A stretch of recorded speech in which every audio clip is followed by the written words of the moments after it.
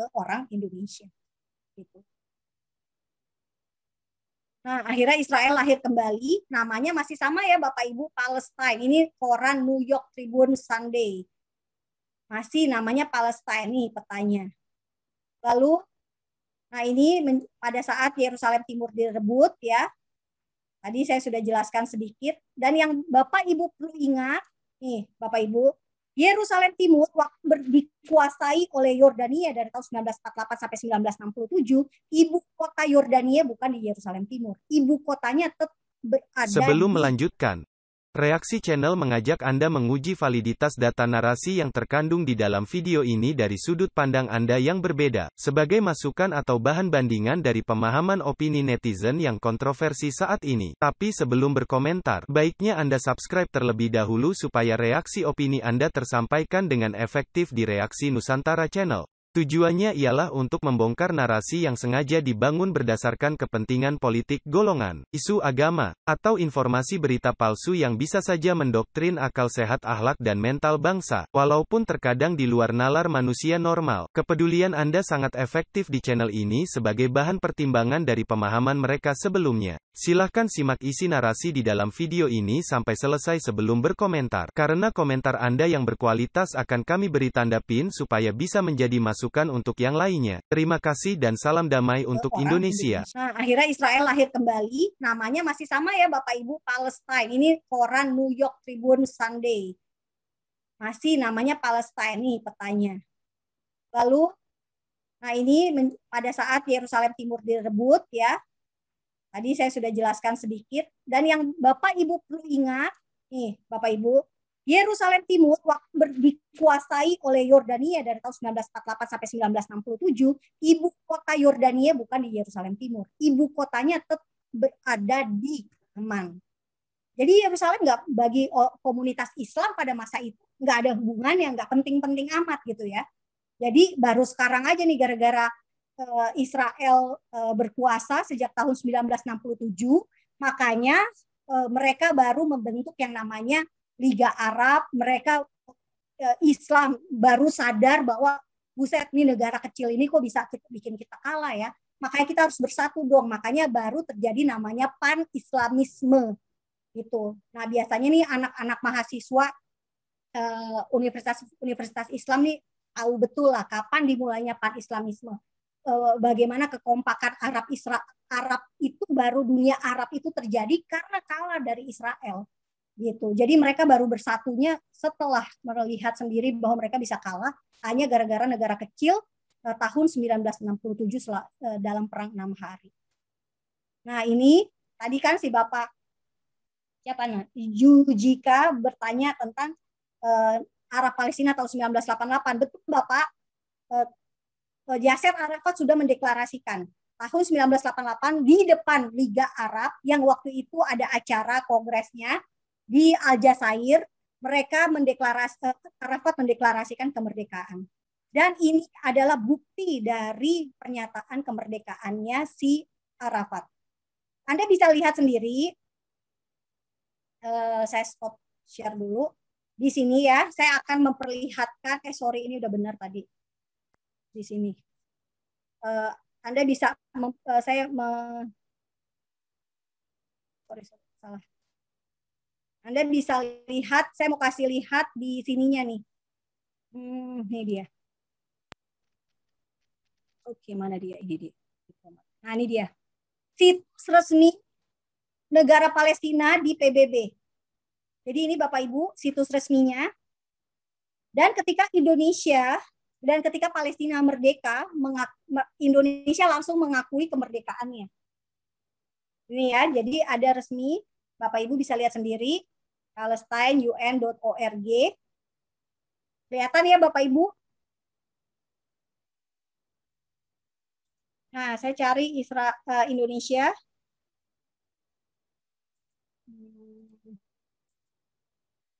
Ini situs resmi. Nah, Indonesia mengakui kemerdekaan Palestina tanggal 15 November 1988. Tetapi memang pernyataan yang keluar di negara kita, kebijakannya adalah ini. Isu Palestina belum merdeka dan sebagainya. Jadi ya bahkan dibilang satu-satunya negara peserta Konferensi Asia Afrika yang belum merdeka itu hanya Palestina. Padahal jelas-jelas Palestinanya di sini memasukkan Indonesia sebagai negara yang sudah mengakui kemerdekaannya si Palestina. Gitu ya. Jadi memang ada perbedaan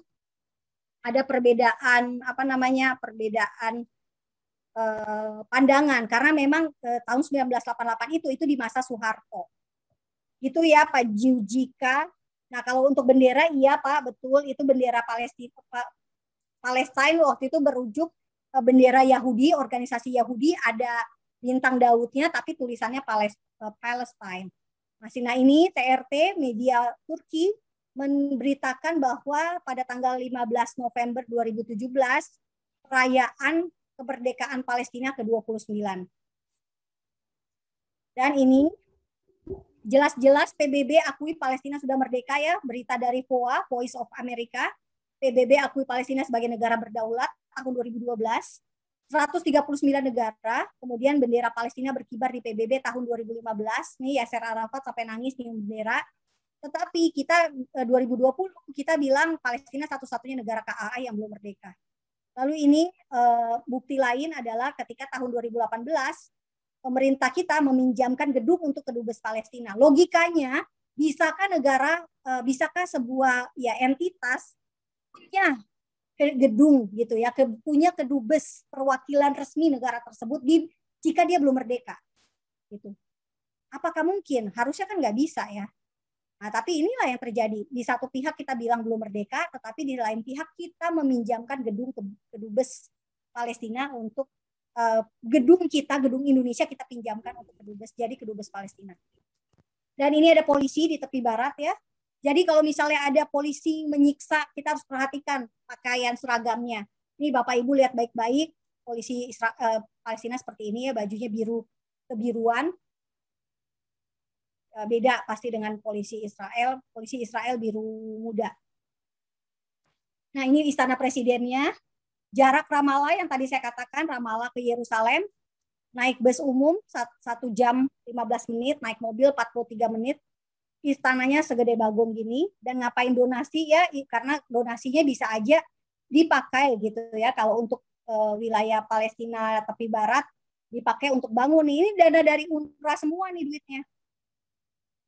13 juta dolar dibangun jadi Istana Abbas. Ini berita tahun 2015. Nah, jadi sekarang Bapak Ibu, Pak Hendro bertanya, Hamas serukan warga negara Arab Israel bentrok. Nah, pas banget ini dengan peta yang ada di depan Bapak Ibu.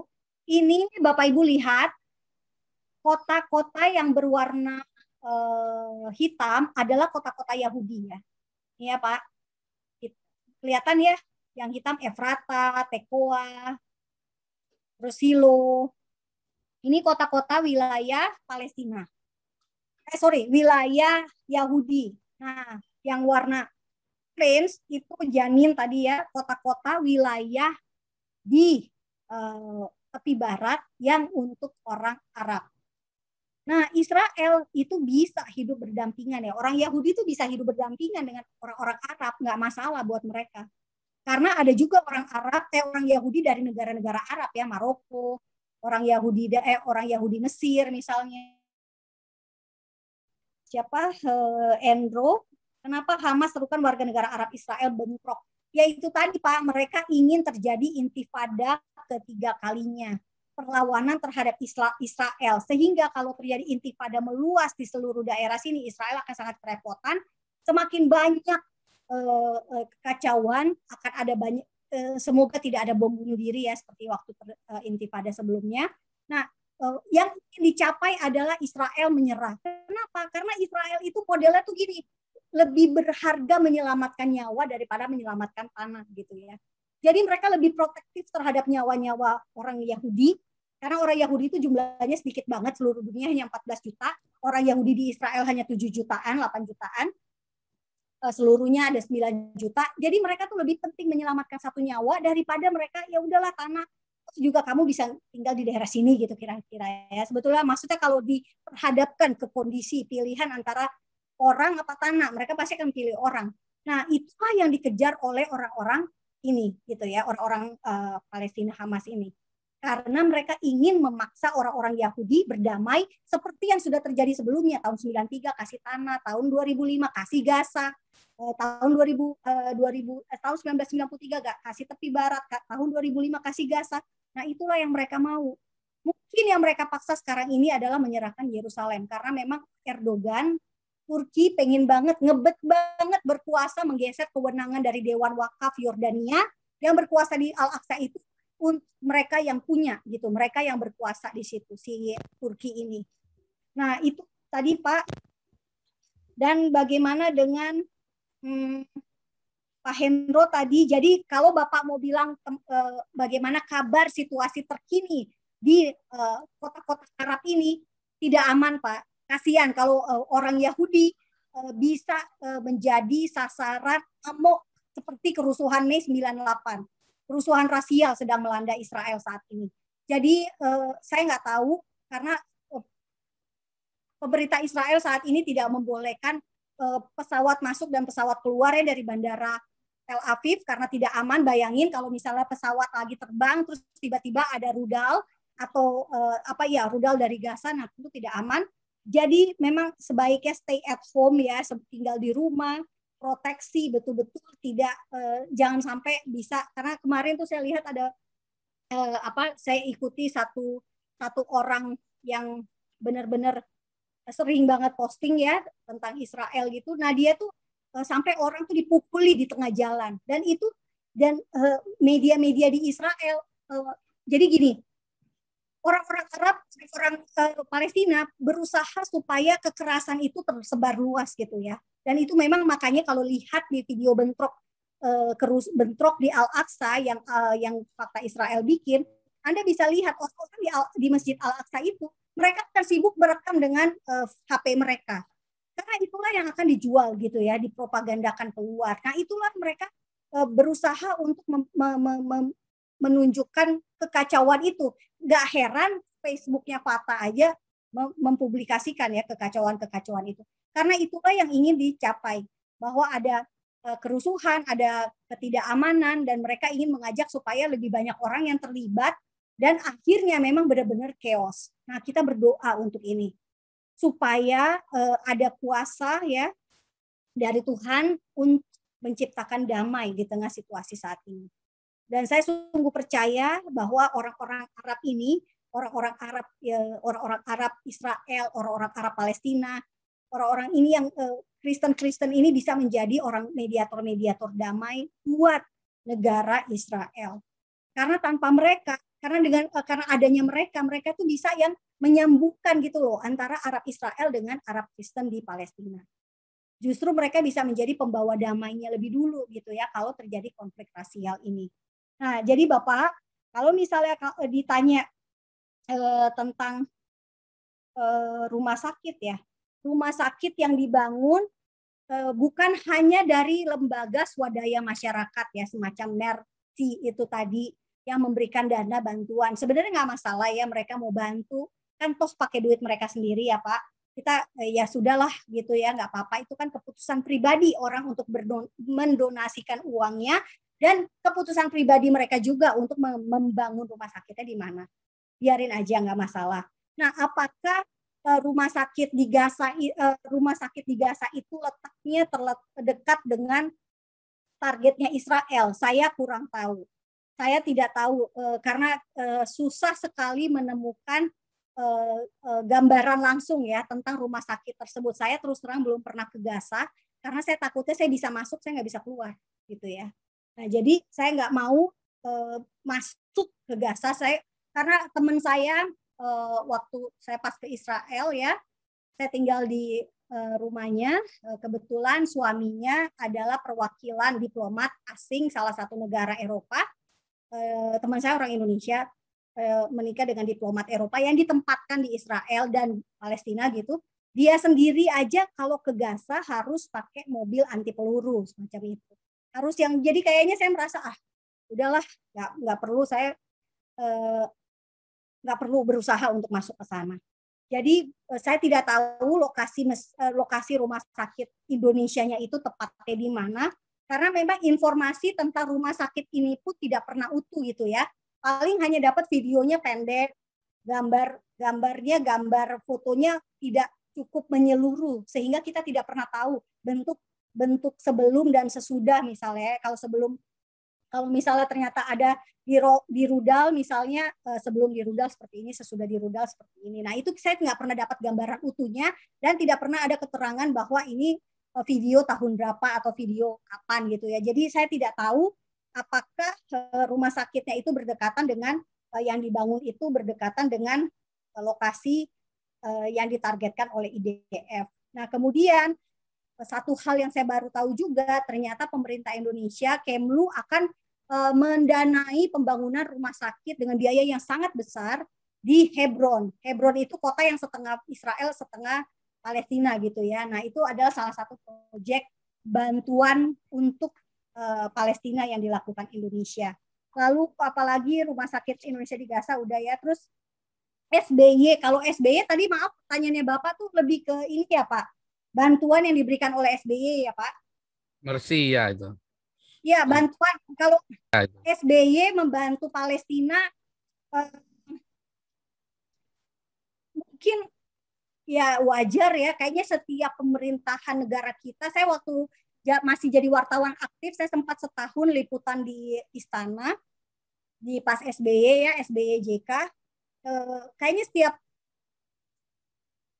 presiden kita pasti punya bantuan atau punya kontribusi kepada Palestina. Dan juga sebetulnya punya kontribusi atau pernah bertemu atau pernah berhubungan dengan Israel. Gitu ya, mulai dari Soekarno misalnya kalau kita sangka anti Israel, sebenarnya enggak juga Bapak Ibu. Karena Soekarno itu dia nggak ngerti aja sejarahnya Israel, tapi dia kagum pada Theodor Herzl gitu ya. Justru itulah yang ilhami kebangsaan nasionalisme karena dia baca tulisannya Herzl. Nah itu saya bacanya dari mana? Dari buku di bawah bendera revolusi. Itu fakta sejarah yang tidak banyak orang tahu. Dan itu tulisan Soekarno-nya itu dalam bahasa Belanda. Nah, Bapak Ibu bisa lihat di video di Fakta Israel ada ya 7 hubungan rahasia Israel Indonesia. Nah, itu ada semua. Nah, kalau soal SBY Bapak, setahu saya SBY memang kalau dia membantu Palestina ya sudahlah biarin aja. Tapi SBY di masa SBY justru kita Indonesia itu sebetulnya mendekati Israel juga. Karena apa? Pasukan perdamaian dari Indonesia yang ditempatkan di Lebanon, UNIFIL, hanya bisa gitu ya, syarat sebuah negara menjadi pasukan keamanan adalah persetujuan dari dua negara yang bertikai itu. Jadi waktu itu kan Israel sama Lebanon. Nah, Indonesia mau jadi pasukan perdamaian di sana harus ACC Lebanon, harus ACC Israel. Gitu. Jadi terpaksa seorang utusan dikirim ke Israel untuk menyetujui menerima pasukan Indonesia. Dan Israel dengan senang hati, oke, nggak masalah, no problem gitu ya, silakan aja. Nah, itulah yang tidak banyak juga diketahui oleh orang kita gitu. Itu dan udah kayaknya Pak, Udah. nggak ada. Oke, ini kita memang ini tadi saya harusnya ngajar jam 16.30, tetapi karena tadi di kelas bilang minta dilanjutkan saja sampai ya kita lanjutkan, tambah ini ya 2 penanya lagi yang nampak video aja ya supaya fair juga ya kita ya. Ya Pak Franky silakan di unmute Pak Franky. Tetapi sebelumnya begini, teman-teman ini ya, yang teman-teman tolong tetap ini Fakta Israel tolong di subscribe. Heran nih kalau nggak disuruh nggak pada nggak nge-like nih. Kasihkan, saya juga tadi kasihkan. Sebentar saya mau tunjukkan ini ya supaya teman-teman nge-like ke Fakta Israel. Tadi mana YouTube-nya? Ini oke sudah ready. Saya share dulu. Mana tadi? Teman-teman tolong di like ini ya, sama di subscribe.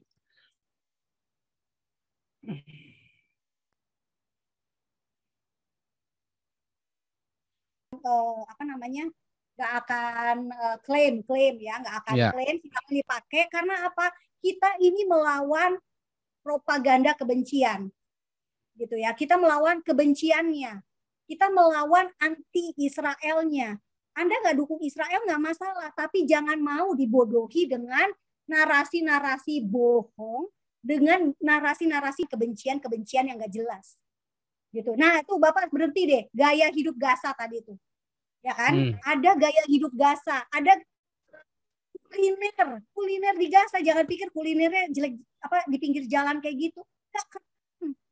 Jadi please deh cari tahu, please deh cari background, cek dulu gitu ya. Cek dulu nih faktanya, latar belakangnya seperti apa. Jangan sampai Anda ngamuk-ngamuk, kesel, marah, emosi sama Israel, sentimen nggak jelas sama Israel tanpa Anda tahu sebenarnya sejarahnya seperti apa sih, gitu ya kan? Nah, itu ada semua di situ. Jadi, terima kasih Pak Paul udah mau promosikan. Itu sih. Dan kembali ke pertanyaan tadi, maaf Pak. Nah, ini tadi dia ya, Gaza di medsos. Nah, ini Gaza di medsos sama pilihan kuliner di Gaza. Nah, itu lihat tuh, kan Gaza di medsos yang nonton hanya 422. Padahal ya ampun, itu benar-benar menggambarkan gaya hidup orang-orang di Gaza. Yang kalian kirim donasinya itu loh. Terima kasih Anda telah meluangkan waktu untuk memberi masukan kepada kami, dan semoga komentar Anda bisa bermanfaat untuk edukasi generasi penerus bangsa ini, terutama bagi diri kita sendiri dan untuk mereka yang mau berpikir dengan akal sehat. Karena dengan akal sehatlah kita bisa bedakan mana yang terbaik untuk orang lain, saudara, keluarga dan terutama untuk diri kita sendiri. Semoga hari-hari Anda selalu dirahmati Tuhan Yang Maha Esa. Dan sampai ketemu lagi di konten Reaksi Nusantara channel berikutnya. Salam sejahtera bersama keluarga.